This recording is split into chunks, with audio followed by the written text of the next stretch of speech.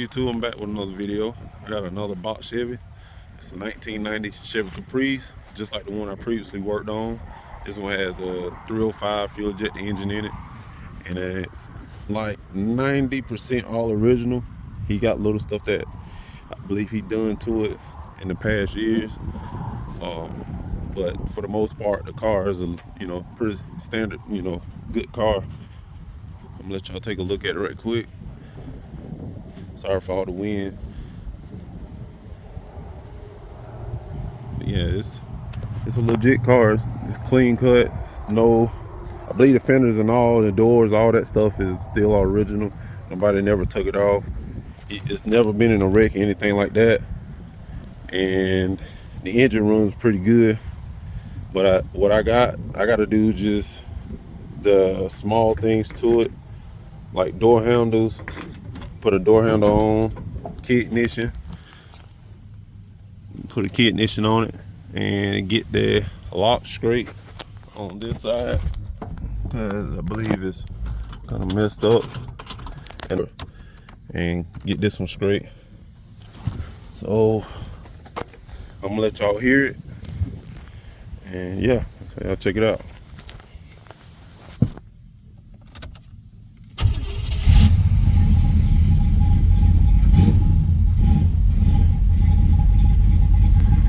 She run pretty good.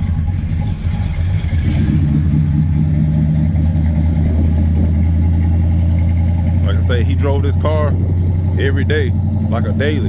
He drove this car. So let y'all check it out and hear it. Motor runs really good.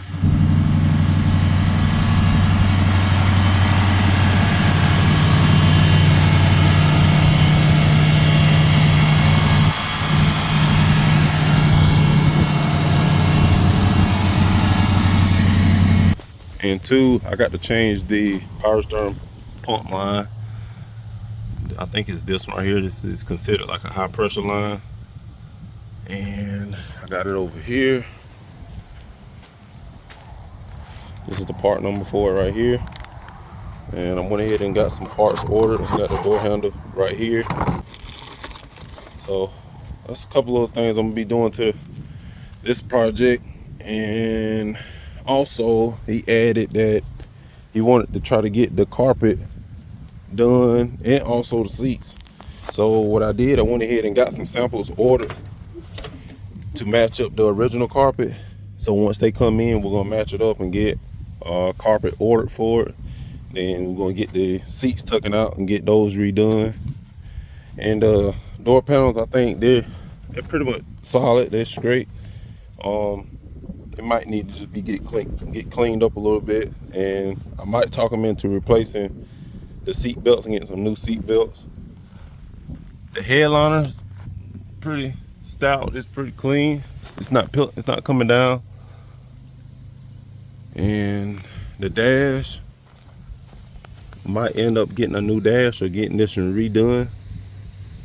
Let the guy who gonna do the seats do the dash, so might get that done also. And that's pretty much it. And he does have a hole in the floor right here. I want to say it's probably about here somewhere. Got a hole right here, and I don't try not to too much dirty and get it cleaned up. But I don't think the floor pan is busted open bad. I just think that little part down there, and I can replace that. I can get that welded in and fixed up. So yeah, y'all just check it out and let me know in the comments what y'all think. I want to give a big shout out to my uncle. He put me onto this project. A guy needed that he needed the work done, and he pointed them towards me. So got it in, got some work for the channel, and got some content to put up so for you guys. So yeah, so we're gonna get into it, and I'll just turn it back on.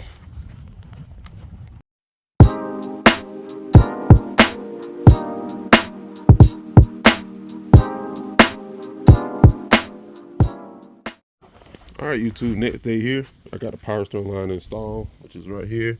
Got it nice and tightened down and everything. And I noticed that while I had the car, as me starting it and moving it around in the yard, that it idles up and it idles down a lot. And I kind of came to the conclusion that it could be these vacuum lines not hooked up. This one right here, I think that's a major important one right here. And also this piece right here, it doesn't have any vacuum lines going to it. And it got a few more like right here and right there. So I think that's the issue with it idling up and idling down and, you know, shutting off at one point. Then also I noticed that he had another leak down here. I'm gonna show you right quick.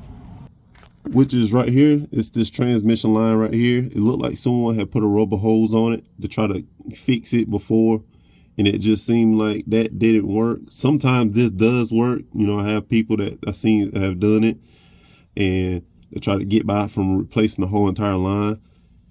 And it will work sometimes, but it is leaking. But the type of guy I am, I'm not gonna let that car leave like this. And I always say I work on the car as if it was mine. And if I got a leak, I'll try to fix it if I can. And at the time, right now, I can fix this leak right here. So I'm gonna make sure I get that taken care of ASAP. And yeah. And also that he have this temperature gauge right here. So I don't like how that's just sitting in here. Sometimes it's good. Probably when you're working on the engine, you can see the temp of your engine running and stuff like that. And it's supposed to be in the inside. So I know he would probably rather know what his engine temp is like as he's driving. So I'm gonna probably get that installed in the car. And yeah, so y'all stay tuned, man.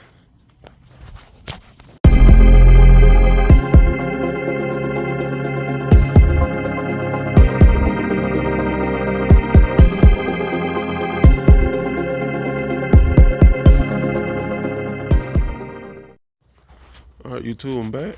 So I figured out how the vacuum lines are supposed to be ran.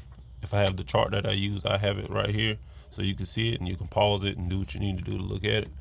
So on this side of the throttle body, you have this vacuum lines that runs to this sensor right here, which is called a EGR valve sensor. You can run it right there on the bottom part of it. And then this part right here is called an EGR valve.